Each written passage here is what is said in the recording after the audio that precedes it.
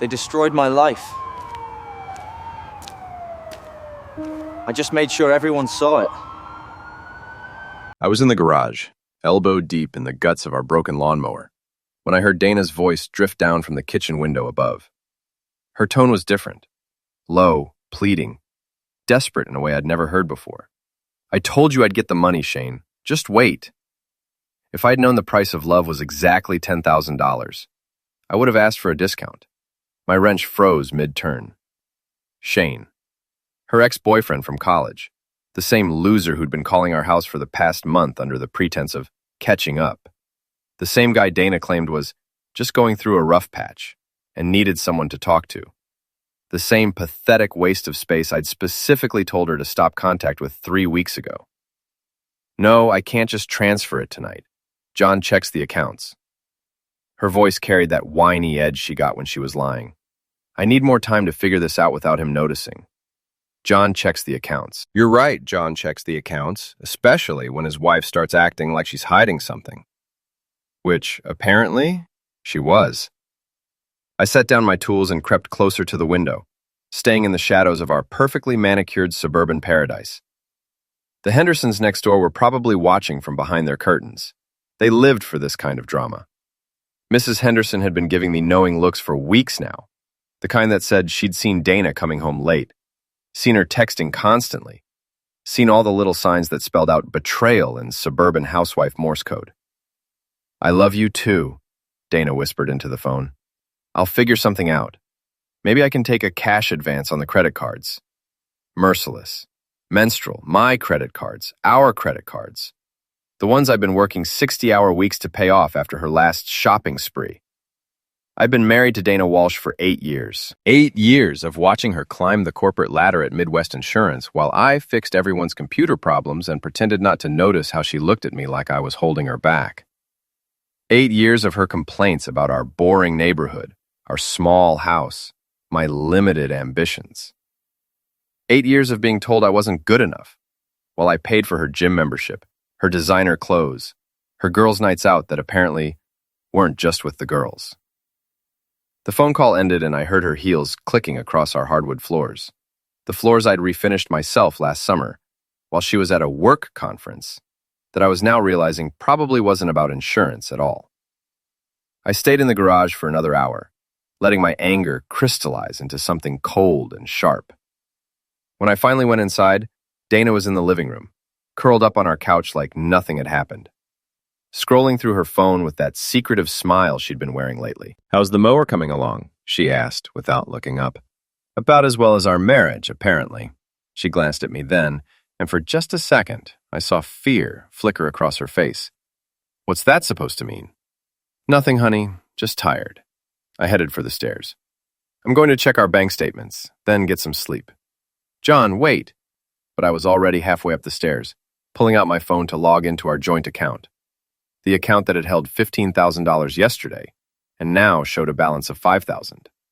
The account that showed a $10,000 withdrawal this afternoon, right around the time Dana would have been on her lunch break. I sat on our bed, the bed we'd picked out together when we still pretended to be happy, and stared at the numbers on my screen. $10,000. Gone.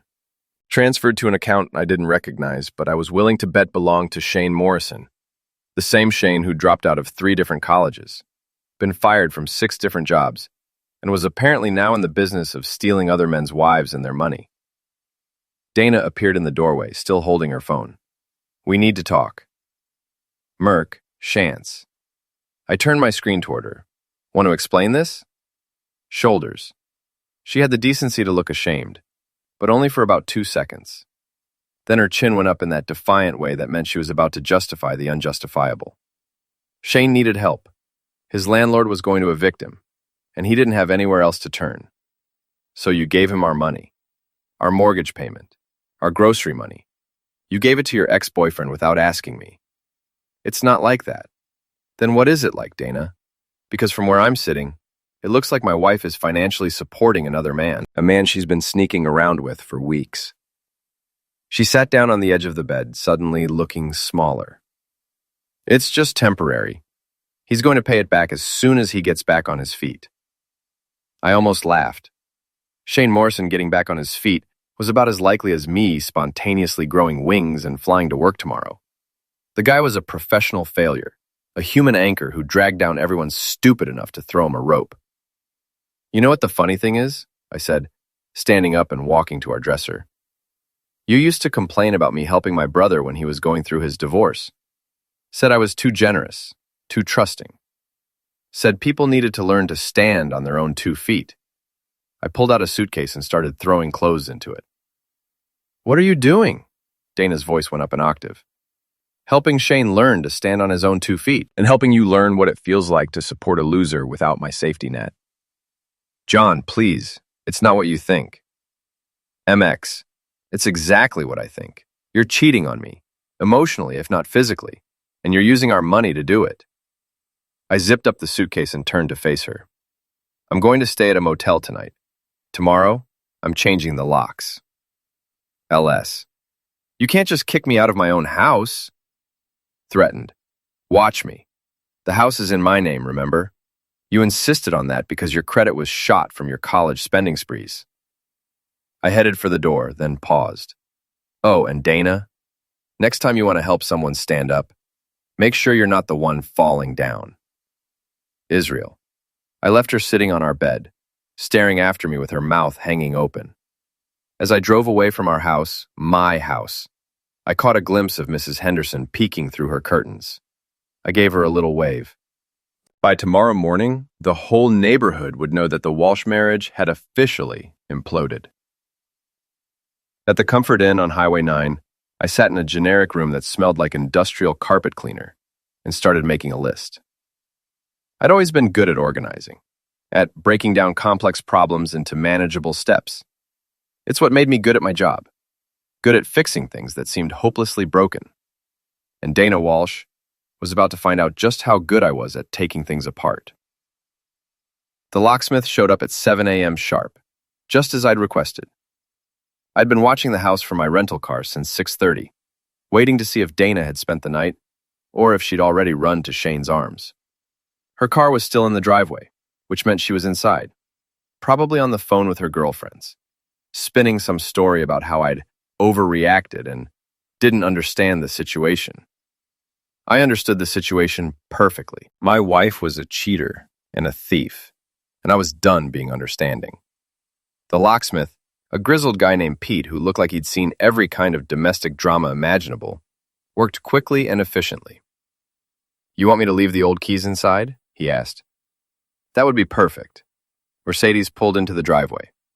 I watched from across the street as she tried her key in the front door, then tried it again, then started pounding on the wood.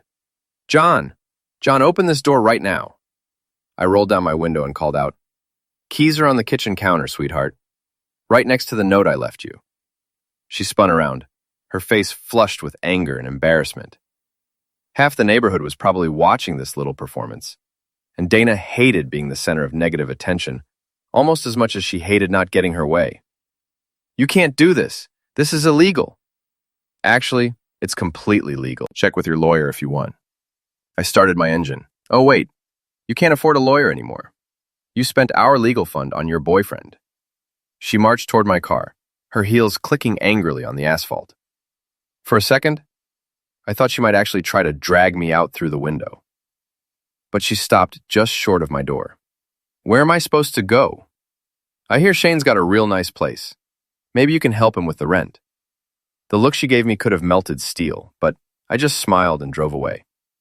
In my rearview mirror, I watched her storm back to the house, probably to break a window or call the police or both. Let her. I had copies of the bank statements, recordings of her phone conversations, thanks to the security system she'd insisted we install last year, and a paper trail that would make any divorce lawyer salivate. But I wasn't ready for lawyers yet. I was just getting started. My first stop was Frankie's Boxing Gym, a rundown place on the south side of town where I'd been working out since college. Frankie Torino was 65, built like a fire hydrant, and had been teaching guys like me how to channel their anger into something productive for 40 years. You look like heck, he said when I walked in. Feel like it too. I started wrapping my hands. Dana's been cheating on me. Figured that was coming. She always looked at you like you were something she stepped in. Frankie held up the heavy bag while I started throwing combinations. What are you going to do about it? Regret it. Good. Just don't do anything stupid that'll land you in jail. Revenge is a dish best served legal. I spent 2 hours beating the heck out of that heavy bag, working out 8 years of frustration and resentment. By the time I was done, I had a plan. Dana's best friend was Lisa Chen, a gossipy insurance adjuster who worked in the same office and knew everyone's business. Lisa had always been friendly to me, maybe a little too friendly, especially at office parties when she'd had a few drinks. More importantly, Lisa was the kind of person who couldn't keep a secret if her life depended on it. I found her at Murphy's Bar, the place where all the Midwest insurance employees went for happy hour. She was sitting alone at the bar, scrolling through her phone and nursing a Cosmopolitan.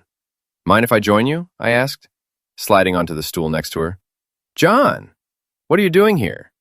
She looked genuinely surprised, which meant Dana hadn't called her yet. Interesting. Needed a drink. Rough day. I ordered a beer and turned to face her. Actually, rough week. Dana and I are having some problems. Lisa's eyes lit up with the unmistakable gleam of someone who'd just been handed premium gossip. Oh no, what happened? Racially, gave her the abbreviated version. Discovered Dana was giving money to her ex, felt betrayed, needed some space to think. I was careful to play the hurt husband rather than the angry one, and Lisa ate it up. I can't believe she didn't tell me about Shane, Lisa said, which was a lie. She'd probably known about it from the beginning. I mean, I knew they'd been texting, but I thought it was just friendly stuff. Texting? I let my voice crack just a little. How long has that been going on? Oh, honey. Lisa put her hand on my arm, and I could practically see the wheels turning in her head. She was calculating, trying to figure out how much to tell me and what she could get in return. Maybe we should talk somewhere more private. We ended up in her car in the parking lot, where Lisa proceeded to spill everything she knew about Dana's affair. It had been going on for 2 months. Shane had been calling Dana at work, sending flowers to the office, even showing up for lunch dates. The whole office knew about it, but nobody wanted to be the one to tell me. She said you guys were having problems anyway, Lisa said, not quite meeting my eyes. Said you were holding her back, that she needed someone who understood her ambitions. Shane understands her ambitions? I couldn't help but laugh. The guy who's been unemployed for 6 months? Well, he's got some business ideas. Dana thinks he just needs the right opportunity. Right. The right opportunity to blow through my money and move on to the next sucker. Lisa, can I ask you for a favor? I turned on the charm, the same smile that had gotten Dana to go out with me in the first place. I need to know what she's planning. I don't want to be blindsided by divorce papers or anything like that. Cleanliness. Lisa practically purred. Of course. We're friends, right? I'll keep you in the loop. I drove home, to my motel room, feeling like I'd just recruited my first spy. Lisa would feed me information, partly out of genuine concern, but mostly because she enjoyed being in the middle of the drama. And Dana, trusting and naive when it came to her friends, would tell Lisa everything. The next morning, I got my first intelligence report via text message. Dee spent night at Shane's parents' house. They live in Trailer Park on Elm Street. She's embarrassed but trying to make best of it. Says she loves him, and you never appreciated her anyway. Shane's parents' trailer. I've been wondering where he was staying after getting evicted from his apartment. A 40-year-old man living with his parents in a double-wide, and my wife thought this was a step up from our suburban life.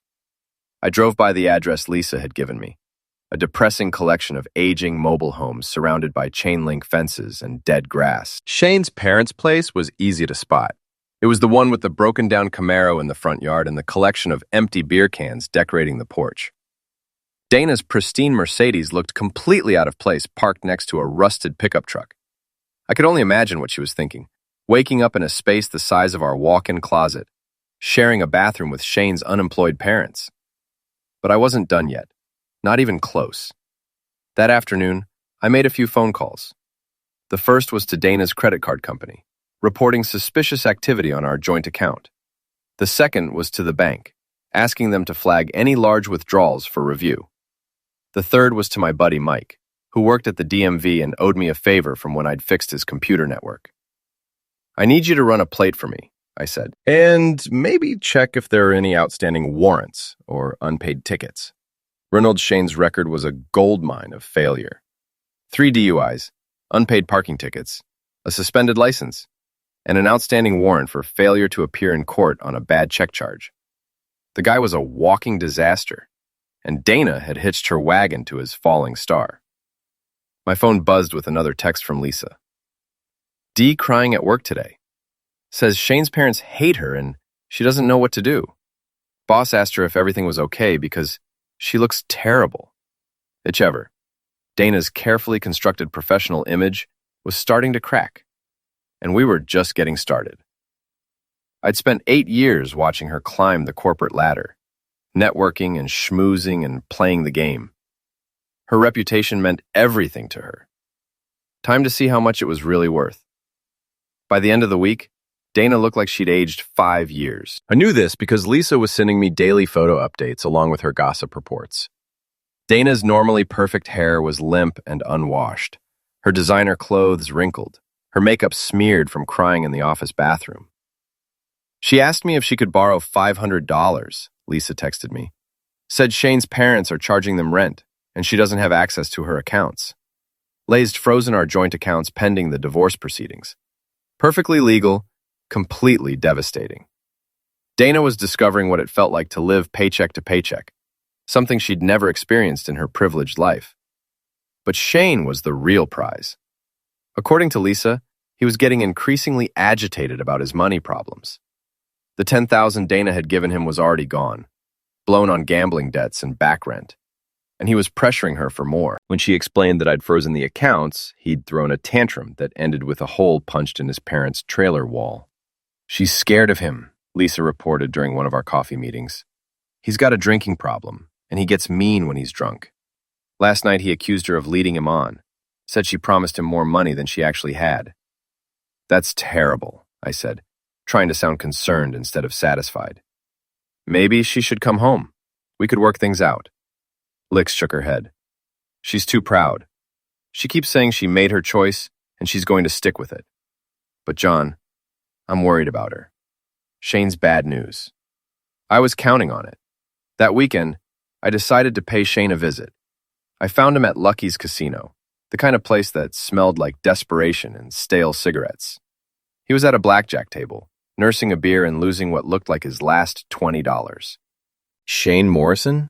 I sat down next to him, ignoring the dirty look from the dealer. He turned, and I got my first good look at Dana's great love.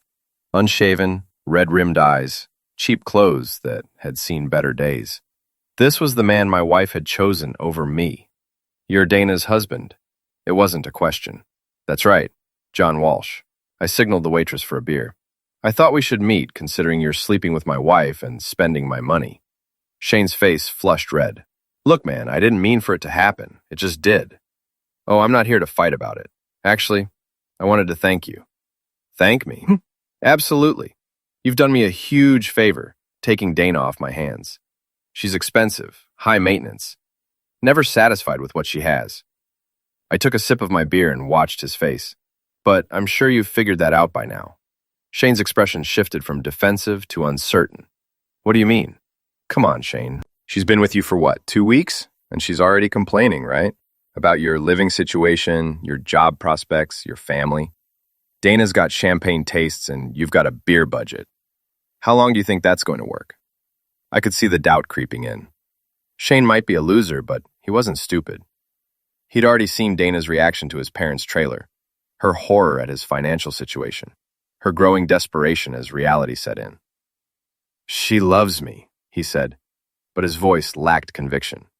"She loves the idea of you, the fantasy of running away with her college boyfriend, starting over, being spontaneous." I finished my beer and stood up.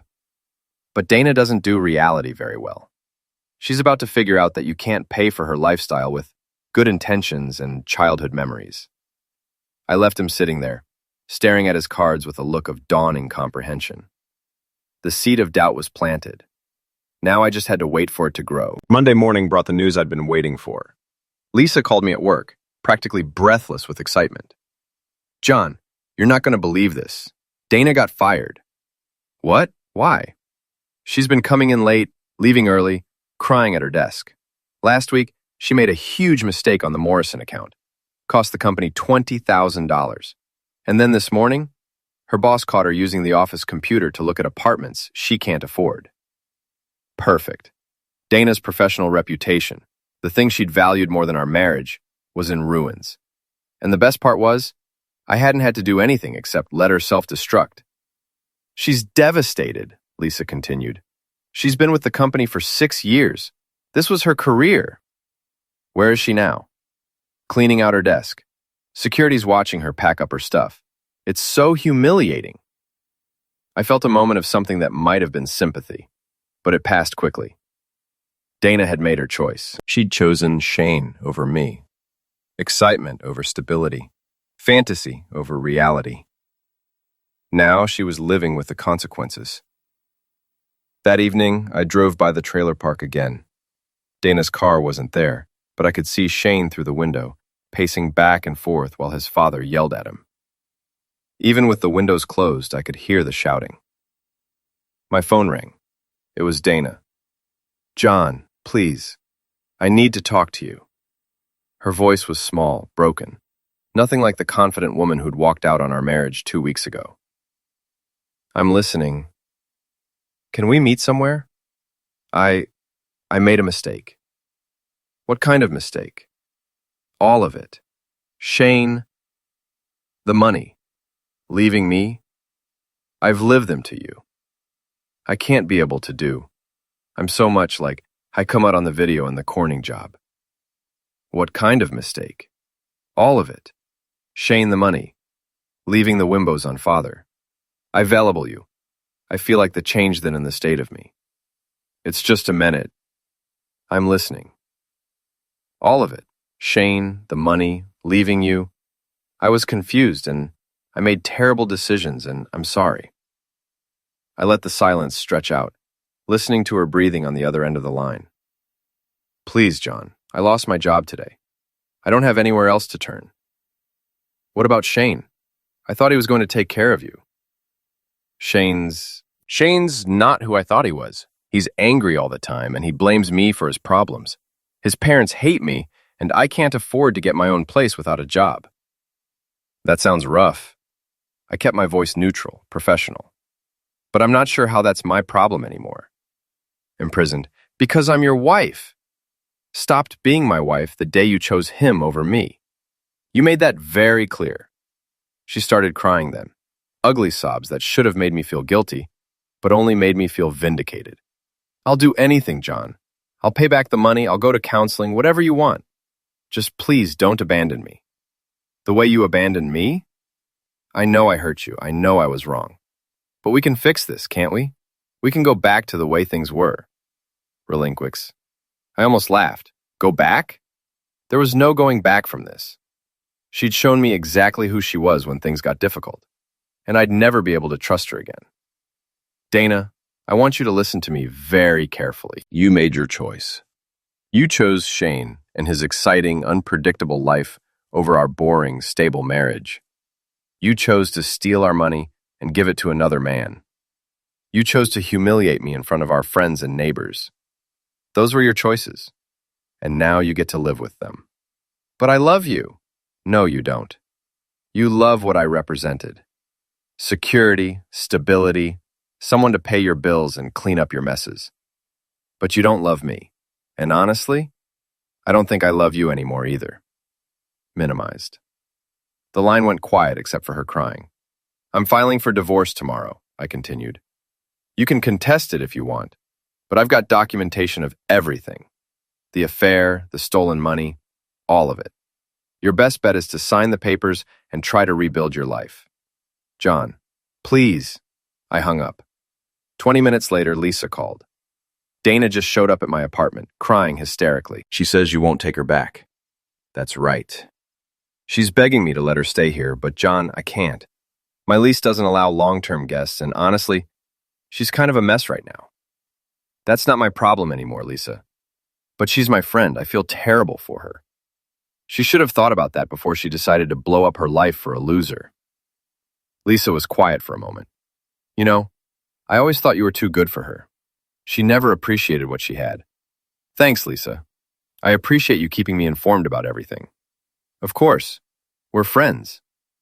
I sat in my motel room and tried to figure out how I felt. I'd expected to feel triumphant, vindicated, satisfied with my revenge. Instead, I felt empty. 8 years of marriage, reduced to a series of calculated moves designed to cause maximum damage. But Dana had started this war when she chose to betray me. I was just finishing it. 3 days later, Lisa called with the news that would set the final act in motion. Shane beat up some guy at a bar last night. He's in jail, and Dana spent her last $50 trying to bail him out. When that wasn't enough, she called his parents for help. Let me guess, they said no. Worse, they told her to pack her stuff and get out. Said they were done with both of them. Dana's been living in her car for 2 days. Live in her car. Dana Walsh, who wouldn't shop at Target because it was beneath her standards, was homeless. The woman who'd left me because I wasn't ambitious enough was sleeping in a Mercedes she couldn't afford to put gas in. There's more, Lisa continued. She asked me to call you. She wants to meet. What for? She says she has information you'd want to know. About Shane, about what really happened. She's desperate, John. I think she's finally ready to tell the truth about everything. I thought about it for exactly 3 seconds. Tell her I'll meet her tonight. The warehouse district, down by the river. There's an old building at the end of Morrison Street. Fitting, considering. Tell her to bring Shane if he makes bail. Why there? Because I want privacy for this conversation. And tell her to bring Lisa, too. All the players should be present for the final act. That evening, I arrived at the abandoned warehouse early. The building had been empty for 5 years, ever since the manufacturing company that owned it went bankrupt. It was perfect for what I had in mind. Isolated, private, and symbolic. This was where Dana's new life had led her, to a dead end in the worst part of town. I'd brought Frankie with me for backup, not because I expected violence, but because I wanted a witness to whatever was about to happen. You sure about this? Frankie asked as we waited in the shadows. I'm sure. It's time to end this properly. Pledged Dana arrived first, driving her Mercedes with a cracked windshield and a dented bumper. She looked terrible, thin, pale, wearing the same clothes I'd seen her in 3 days ago. Behind her came Shane in a beat-up pickup truck that belonged to someone else, probably a friend stupid enough to lend him money. Lisa pulled up last in her Honda, looking nervous and excited at the same time. They gathered in the middle of the empty warehouse floor, looking around uncertainly. I let them wait for a few minutes, let the anxiety build, before stepping out of the shadows. Hello, Dana, Shane, Lisa. Drawley rushed toward me, but I held up a hand to stop her. Stay where you are. You wanted to talk, so talk. John, I know you're angry, but you need to know the truth about what happened. I know the truth. You cheated on me and stole our money. That's not the whole truth.